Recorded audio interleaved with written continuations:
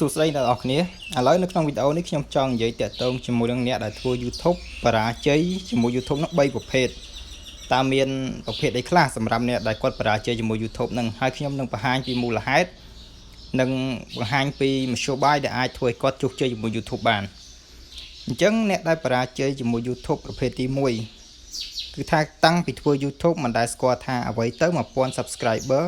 អ្វីទៅ 4000 ម៉ោងបានន័យថាគាត់មិនអាចបំពេញលក្ខខណ្ឌទាំងពីរនេះរបស់ក្រុមហ៊ុន YouTube បានទេអានឹងជាអ្នកបរាជ័យទី1ក្រោយពេលដែលគាត់រកមិនបានគាត់ក៏បោះបង់ចោលទៅហើយមួយទៀតអ្នកដែលបរាជ័យទី2គឺថាគាត់រកបានចំនួន Subscriber នឹង1000ជាងហើយចំនួនម៉ោងក៏គ្រប់គ្រាន់ដែរប៉ុន្តែគាត់មិនទទួលបានការ approve ពីក្រុមហ៊ុន YouTube ដោយសារតែគាត់គ្មានលទ្ធភាពក្នុងការបង្កើតវីដេអូ original ឬក៏ចេញពីគំនិតខ្លួនឯងគាត់ដើរទៅយករបស់គេកាត់តពីរបស់គេវាបាន comment ប៉ុន្តែក្រុមហ៊ុន YouTube គេអត់ទទួលស្គាល់ទេសម្រាប់វីដេអូប្រភេទហ្នឹងគឺវាឲ្យតម្លៃទៅលើវីដេអូណាដែលយើងបង្កើតដោយគំនិតខ្លួនឯងកាត់តដោយខ្លួនឯងធ្វើដោយខ្លួនឯងគេហៅថា original វីដេអូហ្នឹងហើយមួយទៀតអ្នកដែលបរាជ័យទី3នោះគឺទទួលបាន 1000 Subscriber ហើយនិងចំនួនម៉ោងនឹង 4000 ម៉ោងរួចហើយរហូតទៅដល់ទទួលបានការ approve ពី YouTube ទៀតប៉ុន្តែតាំងពីធ្វើមកមិនដែលថាបានចាយលុយពី YouTube ទេមិនដឹងថាលុយ YouTube នឹងមានរសជាតិយ៉ាងម៉េចទៅបើកលុយពី YouTube យ៉ាងម៉េចឬក៏មិនដែលធ្លាប់ថាបានកាន់លុយបានពី YouTube នឹងទេដោយសារអីគឺថាអ្នកខ្លះក្នុងមួយខែគាត់រកបានតែ$2 $3 អញ្ចឹងសួរថាតើពេលណាទើបគាត់គ្រប់$100អាចបើកបានអាហ្នឹងគឺជាបញ្ហាសំខាន់សម្រាប់អ្នកបរាជ័យជាមួយ YouTube ទាំង3ប្រភេទហ្នឹងទីទៀតខ្ញុំនឹងបង្ហាញថាមូលហេតុមកពីអីហើយយើងគួរធ្វើបែបណាដើម្បីទទួលបានជោគជ័យពី YouTube ហ្នឹងឥឡូវខ្ញុំសូមបង្ហាញពីមូលហេតុដែលធ្វើឲ្យគាត់បរាជ័យទាំង3ប្រភេទហ្នឹងគឺមូលហេតុវារួមតែមួយទេទី1គឺគាត់ធ្វើ YouTube ហ្នឹងគាត់អត់ស្រឡាញ់ចេញពីបេះដូងទេបើន័យថាធ្វើដោយឃើញគេធ្វើទៅបានលុយចិត្តចង់ធ្វើដែរប៉ុន្តែនៅពេលដែលចូលប្រឡូកខ្លួនឯងដឹងថា YouTube វាមិនងាយទេអញ្ចឹងក៏បោះបង់ចោលទៅអាហ្នឹងចំណុចសំខាន់ទី1ចំណុចសំខាន់ទី2ការធ្វើ YouTube តម្រូវឲ្យយើងមានការអត់ធ្មត់ដូចខ្ញុំបានបញ្ជាក់សម្រាប់អ្នកបរាជ័យទី3អញ្ចឹងគាត់ធ្វើរហូតទៅដល់ទទួលបានការ approve ពីក្រុមហ៊ុន YouTube ហើយប៉ុន្តែគាត់នៅតែបោះបង់ចោលដោយសារតែក្នុងមួយខែរកបានតែ$2 $3មិនដឹងថាពេលណាទើបអាចបើកលុយទាំងរយដូចគេអាហ្នឹងដោយសារតែគាត់ខ្វះភាពអត់ធ្មត់ក្នុងការធ្វើវា YouTube វាមិនមែនស្រួលទេអ្នកនរគ្នាសាកគិតណាបើសិនជាវាស្រួលអាចឲ្យយើងរកលុយបានច្រើនដោយប្រើវិធីងាយអញ្ចឹងមនុស្សទាំងអស់នៅក្នុងពិភពលោកនេះគ្មានពីណាធ្វើការទេគេច្បាស់ជាអង្គុយធ្វើតែ YouTube ហើយប៉ុន្តែហេតុអីបានមានអ្នកខ្លះគាត់មិនធ្វើការគាត់ធ្វើតែ YouTube អាចចិញ្ចឹមជីវិតបានអានឹងដោយសារតែជំនាញនិងទេពកោសល្យរបស់គេមនុស្សយើងទាំងអស់គឺមានជំនាញនិងទេពកោសល្យផ្សេងគ្នាអញ្ចឹងគេអាចយកអាទេពកោសល្យរបស់គេជំនាញរបស់គេហ្នឹងមកច្នៃជាប្រយោជន៍សម្រាប់ធ្វើវីដេអូក្នុង YouTube ហ្នឹងប៉ុន្តែមនុស្សភាគច្រើនគឺមិនអាចទេឥឡូវខ្ញុំឧទាហរណ៍ថាដូចជាអ្នកដែលគាត់ចេះច្រៀងព្រោះអញ្ចឹងមិនងាយទេមានអ្នកដែលច្រៀងព្រោះនោះភាគតិចណាស់ដែលមានអ្នកដែលមានទឹកដមសម្លេងព្រោះអញ្ចឹងនៅពេលដែលគាត់មានសម្លេងព្រោះគាត់អាចទិញឧបករណ៍ច្រៀងបង្កើតនៅ studio ខ្លួនឯងមកច្រៀង cover មកថតជាវីដេអូទៅក៏មានអ្នកគាំទ្រច្រើនដែរសំខាន់ឲ្យគាត់ច្រៀងព្រោះប៉ុន្តែអ្នកខ្លះគាត់ឃើញគេធ្វើអញ្ចឹងទៅច្រៀងដែរប៉ុន្តែច្រៀងអត់កើតអត់មានអ្នកគាំទ្រអាហ្នឹងវាអញ្ចឹងគឺវាទាមទារឲ្យយើងធ្វើដោយមានភាពអត់ធ្មត់ទោះបីជាបានមួយខែ$2 $3អ្វីដែលសំខាន់គឺយើងចាត់ទុកថាជោគជ័យហើយនៅពេលដែលយើងធ្វើវារហូតមកដល់បានទទួលការ approve ពី YouTube ហ្នឹងគឺជោគជ័យហើយអញ្ចឹងយើងត្រូវតែបន្តទៅទៀតណាហើយចំណុចសំខាន់ទី3មុននឹងយើងធ្វើយើងត្រូវសួរខ្លួនឯងសិនថាយើងមានជំនាញអ្វីយើងចូលចិត្តអ្វីហើយយើងធ្វើវីដេអូនោះឲ្យតាក់ទងជាមួយនឹងជំនាញហើយនឹងចំណង់ចំណូលចិត្តរបស់យើងទើបវាមិនខាតទើបវាមិនធ្វើយើងបោះបង់នៅថ្ងៃក្រោយឥឡូវតាក់ទងចំណុចនេះឥឡូវខ្ញុំឧទាហរណ៍ជាក់ស្ដែងក្នុងវីដេអូដែលរកលុយបានពី YouTube ច្រើនជាងគេគឺប្រភេទវីដេអូគេហៅថា DIY ដូចជាការច្នៃនេះច្នៃនោះធ្វើឆ្លាក់រូបឆ្លាក់អីច្នៃកាប់ឈើយកចេញជារូបចេញជាឡានចេញជាអីហ្នឹងដូចអ្នកដែលខ្លះគេពូនដីធ្វើផ្ទះធ្វើអីហ្នឹងអាហ្នឹងសុទ្ធតែជាទេពកោសល្យពីធម្មជាតិរបស់គេហើយមួយទៀតវាអាចជាជំនាញរបស់គេឥឡូវឧទាហរណ៍ថាជាងឈើគាត់មានសម្ភារៈគាត់មានជំនាញគាត់អាចឆ្លាក់ឈើឲ្យចេញជារូបអ្វីមួយដូចអ្នកដែលគេឆ្លាក់ឈើចេញជារូបព្រះរូបសំណាក់រូបអីមួយចឹងណា អានឹងជាជំនាញរបស់គេហើយជាការងាររបស់គេអញ្ចឹងបើសិនជាគេធ្វើការងារនឹងហើយគេថតវីដេអូតាក់ទងជាមួយនឹងអ្វីដែលគេធ្វើទី1គេចំណេះដឹងរបស់គេតាក់ទងជាមួយការងារហ្នឹងគេចំណេញទាំងការងារចំណេញទាំងវីដេអូហើយយកផុសចូលទៅក្នុង YouTube អាចរកលុយបានច្រើនទៀតប្រភេទវីដេអូហ្នឹងប៉ុន្តែសួរថាសម្រាប់មនុស្សមួយចំនួនសម្រាប់យើងអត់ចេះអីសោះយើងទៅធ្វើដូចគេកើតអត់គឺធ្វើមិនកើតទេទី1យើងត្រូវចំណាយសម្ភារៈអញ្ចឹងចំណាយសម្ភារៈថាធ្វើស្រាប់តែយើងធ្វើឡើងកើតយើងបោះបង់ចោលអញ្ចឹងយើងចំណាយសម្ភារៈលុយយើងទៅទិញសម្ភារៈហ្នឹងមិនចោលទៅហើយទេប៉ុន្តែសម្រាប់គេអ្នកដែលធ្វើការខាងហ្នឹងគេត្រូវការទិញសម្ភារៈមកយកមកប្រើសម្រាប់ការងារគេផងបានទាំងវីដេអូសម្រាប់យកមកផុសក្នុង YouTube ផងអាហ្នឹងជាចំណុចសំខាន់របស់គេវាជាជំនាញរបស់គេហើយនឹងតាក់ទងមួយការងាររបស់គេអញ្ចឹងអ្នកនរគ្នាត្រូវគិតត្រង់ចំណុចហ្នឹងយើងកំពុងតែធ្វើអីយើងត្រូវធ្វើ YouTube ឬក៏ធ្វើវីដេអូហ្នឹងតាក់ទងជាមួយនឹងការងារឬក៏ជំនាញដែលយើងមានឥឡូវឧទាហរណ៍ថាដូចខ្ញុំធ្វើពេទ្យអញ្ចឹងខ្ញុំធ្វើពេទ្យខ្ញុំមិនអាចធ្វើវីដេអូណាក្រៅពីពេទ្យបានទេដូចខ្ញុំចែកម្លែកតាក់ទងជាមួយនឹងការប្រឡងក្របខ័ណ្ឌពេទ្យតាក់ទងជាមួយនឹងជំងឺតាក់ទងជាមួយការប្រើប្រាស់ថ្នាំអាហ្នឹងវាជាជំនាញវាជាការងាររបស់ខ្ញុំអញ្ចឹងខ្ញុំអាចឆ្លៀតយកចំណេះដឹងចែកម្លែកឲ្យអ្នកទាំងអស់គ្នាវាមិនខាតឲ្យខ្ញុំប្រើពេលវេលាទៅចំណាយពេល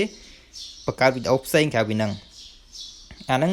ជាវីដេអូដែលខ្ញុំបង្កើតចេញពីការងារបង្កើតចេញពីគំនិតហើយនឹងចិត្តស្រឡាញ់របស់ខ្ញុំទី1ខ្ញុំចង់ចែកម្លែកដល់អ្នកទាំងអស់គ្នាទី2ខ្ញុំចង់បានវីដេអូហ្នឹងដាក់ចូលទៅក្នុង YouTube Channel របស់ខ្ញុំអាហ្នឹងតាក់ទងជាមួយនឹងការធ្វើវីដេអូឥឡូវអ្នកទាំងអស់គ្នាគិតឲ្យច្បាស់ថាមុននឹងយើងចាប់ផ្ដើមធ្វើ YouTube យើងត្រូវសួរថាខ្លួនឯងមានជំនាញអីយើងចូលចិត្តអីទើបយើងអាចធ្វើ YouTube ហ្នឹងបានយូរអង្វែងទោះបីជាចំនួនអ្នកមើលតិចចំនួន Subscribe តិចតែថ្ងៃណាមួយឲ្យតែយើងមិនបោះបង់ជាមួយវាថ្ងៃណាមួយយើងនឹងជោគជ័យប៉ុន្តែការធ្វើ YouTube ឥឡូវអត់ពិបាកដូចមុនទេឲ្យតែអ្នកនរគ្នាមាន channel មួយរៀបចំឲ្យស្អាតឲ្យត្រូវស្តង់ដាររបស់វាហើយធ្វើវីដេអូឲ្យបាន20 30វីដេអូទោះបីជាមិនមានអ្នកមើលយើងអាចជួលគេ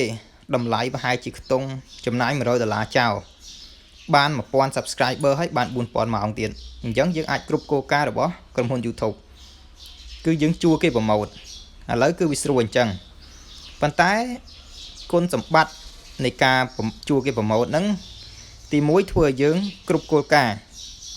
អាចទទួលបានមូលដ្ឋានលឿនប៉ុន្តែគុណវិបត្តិរបស់វាហ្នឹងគឺថាវីដេអូរបស់យើងក្រោយពេលដែលទទួលបានមូលដ្ឋានផុសវីដេអូទៅគឺអត់មានអ្នកមើលទេលក្ខណៈថាអ្នកដែលគេយកវីដេអូយើងទៅប្រម៉ូទហ្នឹងគឺគ្រាន់តែគេឲ្យគ្នាគេមកចុចឲ្យយើងទេគេមិនគ្រប់គ្រងវីដេអូយើងហ្នឹងដោយចេញពីចិត្តរបស់គេទេលក្ខណៈថាបង្ខំឲ្យគេចុចអញ្ចឹងក្រោយពេលដែលយើងផុសវីដេអូទៅគឺអត់សូវមានអ្នកមើលទេ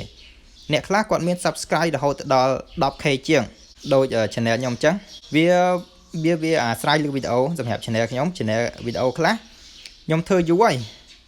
តាំងពី6 7ខែមុនម៉េះអត់មានអ្នកមើលសោះបានតែ60 view ជាងប៉ុន្តែរហូតដល់បច្ចុប្បន្នស្រាប់តែវាផ្ទុះមកឡើងបាន20000 30000 50000 160,000ក៏មានដែរវាដោយប្រភេទវីដេអូប៉ុន្តែវីដេអូខ្លះនៅពេលដែលយើងផុសចូលទៅគឺអត់មានអ្នកមើលបានតែ30 40 50 60 view អញ្ចឹងអាហ្នឹងវាអត់ទៀងទេ